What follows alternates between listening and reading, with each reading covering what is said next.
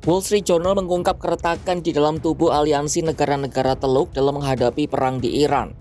Di saat negara-negara seperti Arab Saudi, Kuwait, Qatar, Bahrain, dan Oman memilih untuk bersikap pragmatis, Uni Emirat Arab justru ikut AS menggempur Iran. Langkah agresif dari Abu Dhabi ini menargetkan kilang minyak di Pulau Lavan pada April 2026 lalu. Keputusan UEA untuk terlibat langsung dalam operasi militer ini dinilai berseberangan dengan upaya perdamaian yang sedang diusahakan oleh negara-negara tetangganya. Tindakan ini bukanlah yang pertama kali menunjukkan perubahan haluan geopolitik Abu Dhabi. Sebelumnya mereka juga memutuskan untuk keluar dari OPEC. Lantas apakah perang di tanah Persia ini akan menjadi titik awal runtuhnya kubu petrodolar di Timur Tengah? Simak selengkapnya dalam video berikut.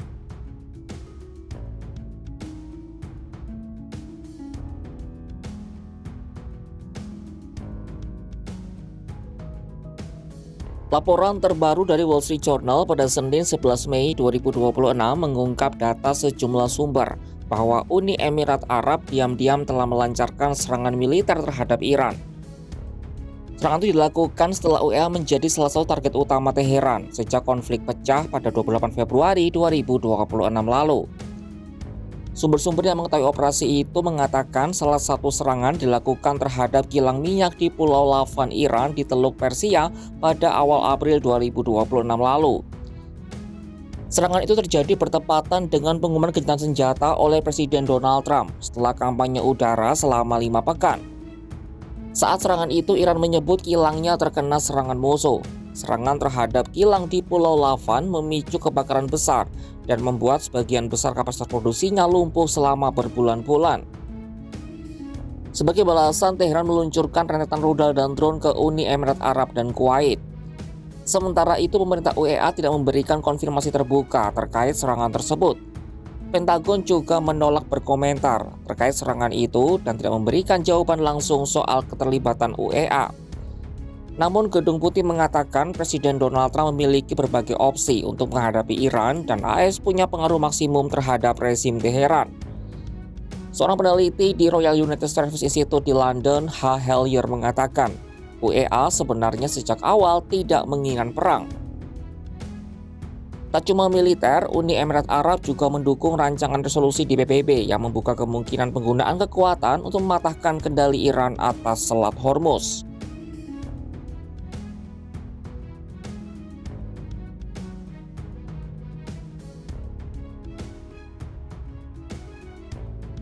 Langkah agresif Uni Emirat Arab kontras dengan sikap pragmatis yang diambil oleh negara-negara tetangganya. Arab Saudi, Qatar, dan Kuwait justru memilih jalan berseberangan dengan cara terus menekan Amerika Serikat agar segera menghentikan agresi.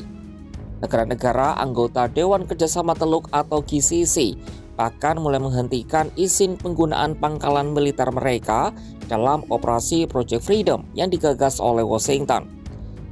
Mereka menyadari bahwa keberadaan pangkalan AS justru menjadikan wilayah mereka sebagai target balasan Teheran.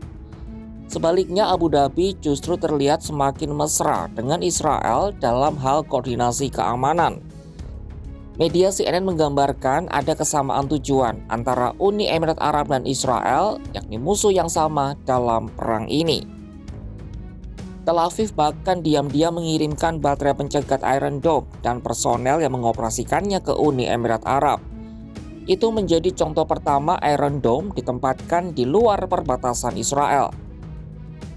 Para pejabat Israel mengatakan perang tersebut telah mendorong kerjasama keamanan antara kedua negara ke tingkat yang belum pernah terjadi sebelumnya.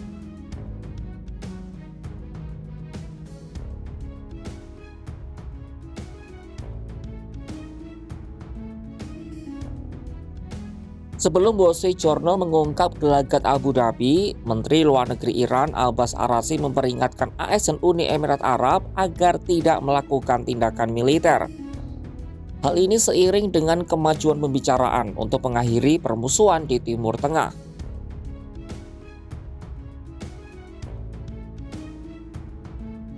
Araghchi juga menyindir proyek kebebasan yang dijalankan Amerika Serikat untuk mengawal kapal-kapal di Selat Hormuz sebagai proyek deadlock. Ketegangan ini berakar dari status Uni Emirat Arab sebagai samsak utama serangan balasan Teheran sejak 28 Februari 2026 lalu.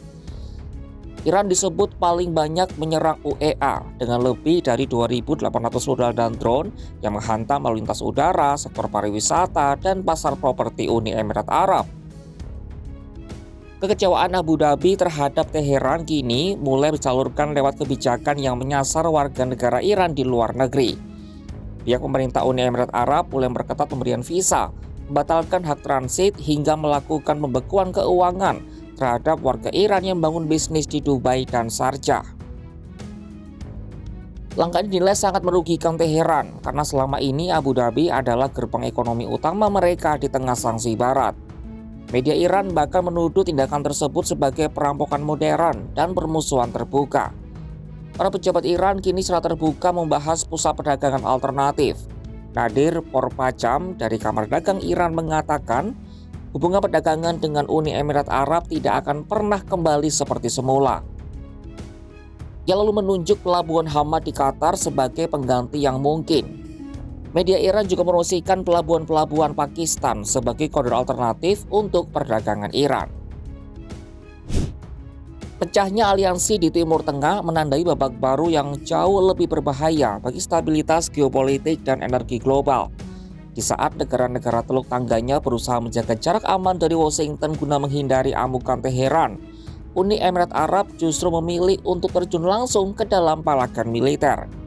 Keputusan untuk menargetkan aset vital Iran dan mencekik hak ekonomi warganya adalah pernyataan tegas bahwa kesabaran strategis Abu Dhabi telah mencapai batasnya.